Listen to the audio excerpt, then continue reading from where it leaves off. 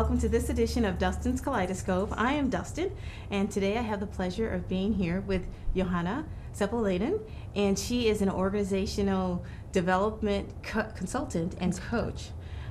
First of all, thank you so much for being here. Thank you, Dustin. It's a pleasure to be doing a show with you. Oh, great. I wanted to start off with exactly what is an organizational development consultant? That's an interesting question. So the reality is that there are lots of organizations. Okay. There are organizations such as corporations, companies, mom and pop stores, families. They are organizations as well. Your church, your sports environment. So there are many organizations. And organization development consultant helps those organizations overcome some issues and especially deal with planned change. So change happens all the time. Okay. But organizational development consultant deals with planned change. So when you say planned change, do you mean specifically people? Do you mean the structure of the organization? Do you mean both of those things? More things? It can be all of those. Okay. So it can be processes. So Okay. what happens in an organization? It can be the whole organization. It could be the individuals. So in a sense, there are three different types of interventions. How you deal with change is on organizational level, on team level, on individual level. Okay, and you would be the person to attack each of those different areas? That's correct. Okay, so joining in on that, can you tell me a little bit about your background and like why organization? Why me? Yeah, well, that's right. I think you're the first organizational development coach or consultant and coach I've ever met. I've met coaches, but not organizational development. So tell me a little bit of like your background, why you decided on this area. Certainly. So my background is, I'm an industrial organizational psychologist, and Okay. I concentrate on organizations. I find that to be a very satisfying part of organizational psychology, and I find it extremely interesting how we behave in work, because we tend to have different personas in different environments we are in, and people bring forward issues at work that are different from home, or in team environment there might be issues that come up, and then organization development consultant can come in and try to help. Okay, so how does that? So you said that your background is in industrial psychology. Industrial organizational psychology. Industrial organizational psychology, and how is that different from organizational development? Or is there a different, or is it part of the overall umbrella of it? I'm just trying to get an understanding. It's part of the overall umbrella. There isn't specific signification or training for organizational development. Okay. There might be courses for it, but there isn't particularly a degree that's awarded for organizational development. So it tends to be people who understand more human dynamics, so psychologists and such who get into it. Okay, so for people who are looking at this, and we've used a lot of technical words, can you tell me in layman's terms how, like someone who is looking at this, they may not understand the technical terms? Absolutely. Why would somebody use your services, or why would somebody come to you? And who would come to you? So, for example, companies who are dealing with virtual teams. Oh, okay. Workplaces today have changed considerably from the 70s, 80s. So a lot of people outsource, and then sometimes there might be issues between how to work with those teams. So then an organizational development consultant can come in and help with setting up procedures, setting up team building issues that help alleviate those problems or challenges. So the first thing that I thought of when you said the virtual the virtual teams is I can remember like in like the early 2000s or maybe the mid 2000s when that was really big, where people Yes. had the flexibility of working from home and also working with teams from not just within the US but throughout the entire world. Correct. So what kind of problems or issues would present themselves, and what would you be able to help an organization with? Okay. One of the most common problems in organizations would be communication issues. Okay. And especially when the team is virtual, Mm-hmm. there are you might be dealing with people from different cultures, and there might be cultural issues that come in. So helping people communicate. This is also a very common human problem Yes. when you think about it, communication. Yeah. So it's very natural that it also exhibits itself in the workplace. Okay.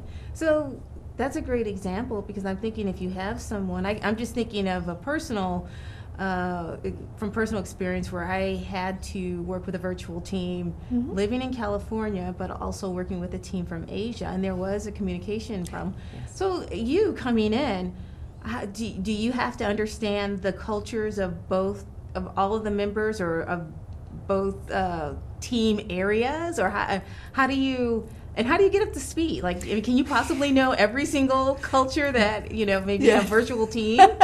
That's right.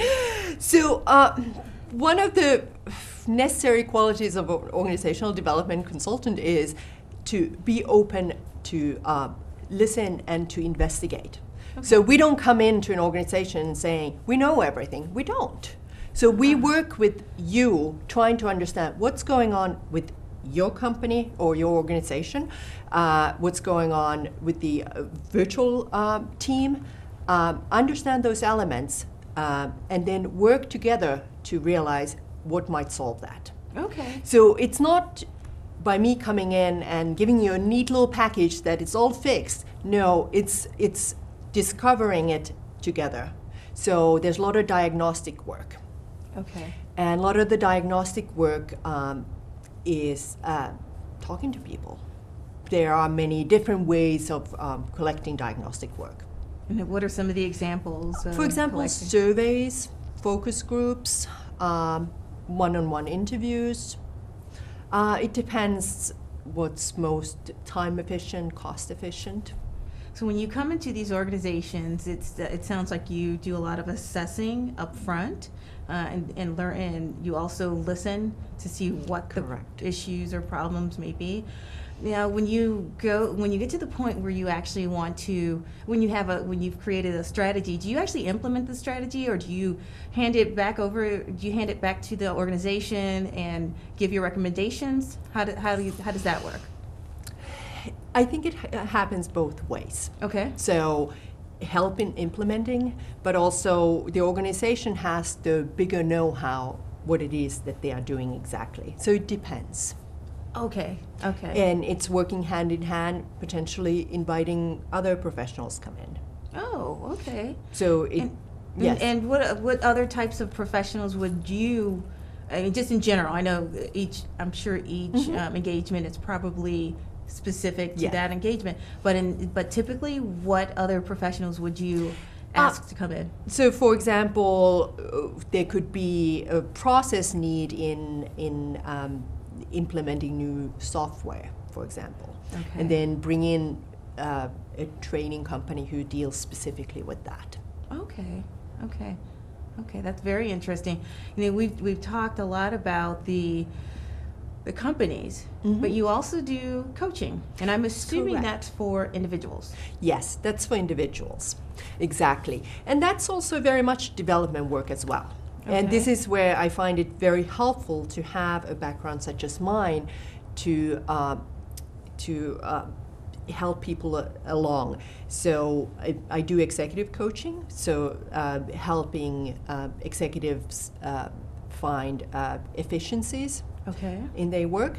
And I do career coaching where there's a more direct goal But there are specific steps, and it's very helpful to have someone support you through those steps. Okay, so for executive coaching, I'm trying to get an idea of the level. Are these the C-level executives? Are they VPs, directors, or all of the above? It's all of the above. Okay. All of the above. I've coached people, sort of kind of fresh managers into leadership roles. I'm teaching of CEO level, so it depends. So how does it work? So let's say I am the CEO of a dough company, and I approach you. I don't really know. I know that there's a value in what you have, but I don't really know what I need to do in order to get to my goals. Whether it's to increase the number of contacts. I don't know, networking. How Absolutely. would you help me figure out what I need to do? Or Absolutely. Okay. Absolutely. So some ideas is to use assessments, so psychological assessments, and this is an area to kind of discover where there might be development needs, where there might be where it might be lacking, some of the directions that are helpful. And also talking. So talking is part of the diagnostic work, but assessments cut down a lot in the diagnostic work just because you're able to discover so much more. Okay. Quickly versus Okay. That sounds great, because for someone who knows that, especially C-level people or people who are executives, they may feel like, what do I need to do next? And they may need it sounds like they may need an outside person to come and evaluate and assess the situation. and bring some clarity into it. Exactly. We have about a minute left. So after the break, I'm going to ask you about the career coaching from an individual standpoint. That way you can give us a little bit of background about that. Sounds wonderful. Okay, so at this point, we are going to go away for a little while. You're here with Dustin of Dustin's Kaleidoscope, and we are here with Johanna, and we'll be right back.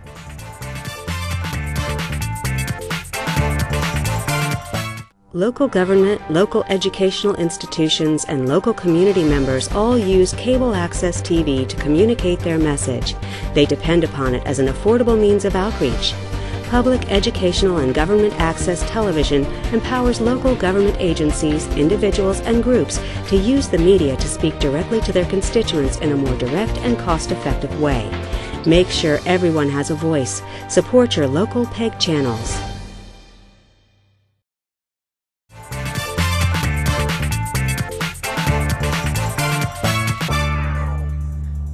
And welcome back to Dustin's Kaleidoscope. I'm Dustin, and I am here with Johanna.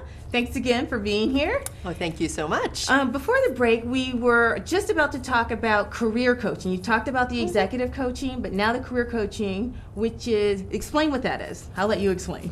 Absolutely. So at times, people are very clear in what they are looking for. Sometimes they are not so clear. So in situations where people are not so clear, I help them clarify and focus what it is. People who are clear and are not getting quite where they want to go, I'm giving them nice steps to move on to what they need to. How do they get to? So we start with, for example, identifying the companies they want to work for. Okay. And then start thinking about contacts and so on, and how to approach those contacts. It could be reviewing resume, looking at what kind of qualities and competencies people have. Do they want to do what they were doing before? So these are people who would approach you and they would say, hey, I like what I'm doing, but I feel like I could be challenged more, but I don't know how. You would be able to come in and do the assessment that you spoke about a little earlier, and then help them determine a path in which to get to their goal, basically? Correct. Okay. I will definitely, yes, help people to define their goal. But this is also people who might have stepped out of the workforce for a little while okay. and figuring how to get back in. Okay. And giving ideas in how to make oneself qualified for the workplace today. Now that's a good one, because I know due to the recent, and by recent I mean the last few years, where people have been It's laid multiple off. years, yes. Yeah. How do you approach someone who, I would imagine that someone who hasn't been employed for a while may be, feel dejected, may feel like they're unemployable. How do you go about helping them in that regard? That's right. So first, it's very important to lift someone's spirit. Okay. So it's very important to move past those feelings of feeling rejected and not employable, and start feeling very competent in what one does, and start building those little wins. And this is very similar to organizational development as well. It's like start with little wins to get the excitement, and people want to move forward. Okay. So for example, give me an example of someone, or just, it doesn't even have to be a true example, or just like walk me through the steps for someone who, may have been unemployed or out of the workforce for whatever reason. Mm-hmm. How do you go about that? I'm assuming that your psychology background also helps with the whole helping them feel better about about him or herself. Absolutely, absolutely. So talking about successes in earlier career, okay. taking elements from the earlier career that one wants to keep, and figuring out how they fit into the future and what needs to be done to reach that future state. I oftentimes see people after extended breaks are looking to do career changes. Okay. And are looking for some other things from their careers. And so together working to identify those. Okay. It's interesting. Careers give us a very strong identity. And in case of someone losing their job, being laid off, it's sort of like losing a part of their identity. And it's very hard to imagine oneself like, well, I used to be a master baker, for example, and now who am I? How do I introduce myself? So that has a lot to do with identity. So we've spoken at length about people who have lost their jobs or who have been out of the workforce for some period of time. What about people who are just getting out of college and they have not even had the opportunity to get into the workforce? And then for people who have had to retire early, or maybe they weren't even retiring early, but they just feel like, wow, I've been unemployed or I've retired and now I really want to get back into the workforce. How would you deal with both of those situations? Like, is it still the same process of assessing and? Yes, it is, and it's building competencies that are attractive to today's employer. Okay. And it might be about finding volunteer roles or pro bono roles in building those competencies. What's also interesting about competencies, when employees are evaluated, it's based on competencies. And competencies are the knowledge, skills, and abilities what one brings into the job. And in many of the psychological assessments or psychometric tools measure those competencies. Okay.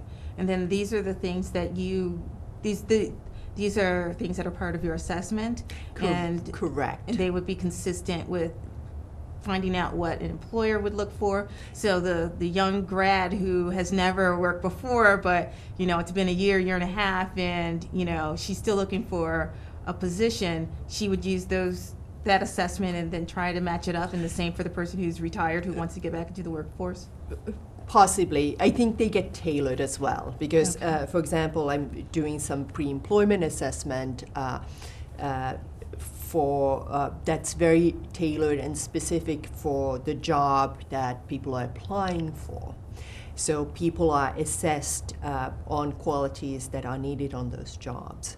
So for example, in the assessment is virtual. So these are people that can be anywhere in the U.S.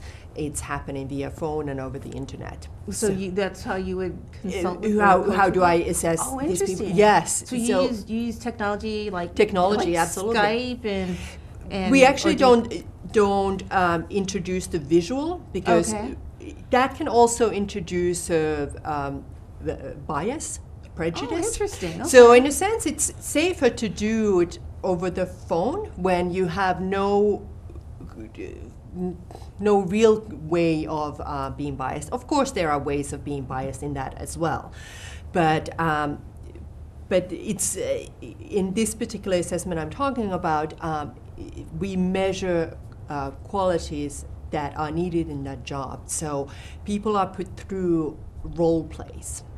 Okay. So me as a psychologist, I play various roles for each candidate where we're looking for how they are responding to things and then evaluating them based on that. Okay. So I'm thinking about the person who comes to you and says, you know what, I have it in my mind. I want to make a career change, and I'm currently a financial analyst at this company, but you know what, I really would like to be a tech writer. So do you then assess the person and see how well their true skills match up with what they would like to do, or do you do the assessment and say, like, that's not quite where your strengths lie? I mean, how do you if that happens, how do you diplomatically do that, or do you just allow the person to do whatever they want? Yes, that's an interesting question. So in a situation like that, I would really have deep conversations with the client to understand that is this truly where the strengths are? Okay. I'm never going to say that I'm qualified in evaluating someone's technical writing and saying, like, yes, this is good, this is not good. It's more about the conviction. What are they willing to do for it? Okay. So you could have someone who maybe where writing is not a strength, and you can see assessment-wise that it's also not a strength. That's but right. Maybe if they have the conviction to go back to school or do whatever it takes to do that, then you could help them with that path. Absolutely. Okay. Absolutely. It's working with people's passions. How about the case where this is what the person may want to do, but you can see clearly where this person would be a slam dunk in another another career. Not so much that you're going to say, like, no, you can't do it, but would you also offer that up and say, like, look, absolutely, okay. In a more diplomatic way. Yes. Absolutely. Yes. Okay. We have talked about the person who comes to you and says, hey, I would like help in this. How about going into organizations where you are brought in as a professional to help maybe a group of people? How do you approach that? Because maybe they don't want your help. Maybe they don't think they need your help. That's right. Yes. So for short, I'm going to call organization development OD. Okay. OD consultant. It's very important that people are open for it. You cannot force someone into it. Same with coaching. You can always say, my friend needs coaching. It's useless if your friend is not willing to accept coaching. Well, have you ever been in the position like where maybe the company suggests that everyone go through coaching of some sort just to find out whether or not their skills are in alignment? I haven't, but I've had someone call me and it's like, oh, my husband wants coaching, so yes, her. It's like, does he want it or do you want it? That's an awkward position. I mean, it is a little bit awkward. So needing to make sure that he's on the board with it. Right. Are there any other things that that I've missed in asking you about organizational development? Organization development is very large area, very, very large area. And as we talked about in the beginning, organizations can be lots of different things. Okay. It can be a family unit. It could be, your sports unit or church, or it could be an organization. Okay. So there are very many different levels. And challenges or dysfunctions happen. And sometimes it's very helpful to bring someone else in outside and help you work through it. Okay. Similar to coaching. Okay, that sounds great. Just before we go, I want to make sure that people can find out where to contact you. Can you Great. give us your Yes. So you website? can find me on my website, www.doulosconsulting.com, Okay, and looking forward to hearing from anyone who's interested. great. We have about a minute left. Thank you so much for joining us today. That was really good information.